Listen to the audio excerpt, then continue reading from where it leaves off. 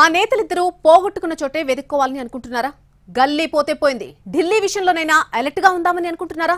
అందుకే టికెట్ వార్కు తెరలేపారా? ఒకే లోక్సభ నియోజకవర్గాన్ని కోరుకుంటున్న ఆ ఇద్దరు నేతలు ఎవరు? ఇద్దరికి ఆ సీటే ఎందుకు కావాలి? ఏంటక్కడ ప్రత్యేకత? మనం కూడా చూద్దాం. రఘునందన్ రావు, ఈటెల రాజేందర్ తెలంగాణ బీజేపీలో కీలక నేతలే. ఇద్దరూ ఈసారి ఉమ్మడి మెదక్ జిల్లాలోని దుబ్బాక, గజ్వెల్ అసెంబ్లీ నియోజకవర్గాల నుంచి పోటీ చేసి ఓడిపోయారు. 2020 దుబ్బాక ఉప ఎన్నికల్లో బీజేపీ ఎమ్మెల్యేగా గెలిచిన రఘునందన్ ఈసారి ఓటమి చవి చూశారు. ఇక ఎన్నికల ప్రచార కమిటీ చైర్మన్ ఈటెల ఈసారి హుజూరాబాద్తో పాటు గజ్వెల్లో మాజీ సీఎం కేసీఆర్ మీద కూడా పోటీ చేసి 2 చోట్ల ఓడిపోయారు. ఫలితాల తర్వాత నిరాశగా ఉన్న ఇద్దరు నాయకులు రాబోయే లోక్సభ ఎన్నికల మీద ఫోకస్ చేసినట్టు చెబుతున్నాయి పార్టీ వర్గాలు. ఇద్దరూ మెదక్ లోక్సభ సీటు మీద కన్నేసినట్టు తెలుస్తోంది. ఈ సీటు పరిధిలో మెదక్, నరసాపూర్, సంగారెడ్డి, పటాన్చెరు, దుబ్బాక, గజ్వేల్, సిద్దిపేట అసెంబ్లీ సెగ్మెంట్స్ ఉన్నాయి.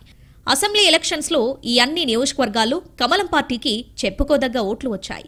ఈ లెక్కల ప్రకారం ఇద్దరూ ఎంపీ సీట్ ఆశిస్తూ ఇప్పటి నుంచే గ్రౌండ్ వర్క్ మొదలుపెట్టినట్టు మాట్లాడుకుంటున్నాయి బీజేపీ వర్గాలు. రఘునందన్ రావు ఇప్పటికే పార్లమెంటు సీటు పరిధిలో ఉన్న ముఖ్య నాయకులకు ఫోన్ చేసి ఈసారి ఎంపీగా పోటీ చేస్తున్నారని, మీ సహకారం కావాలని అడుగుతున్నారట.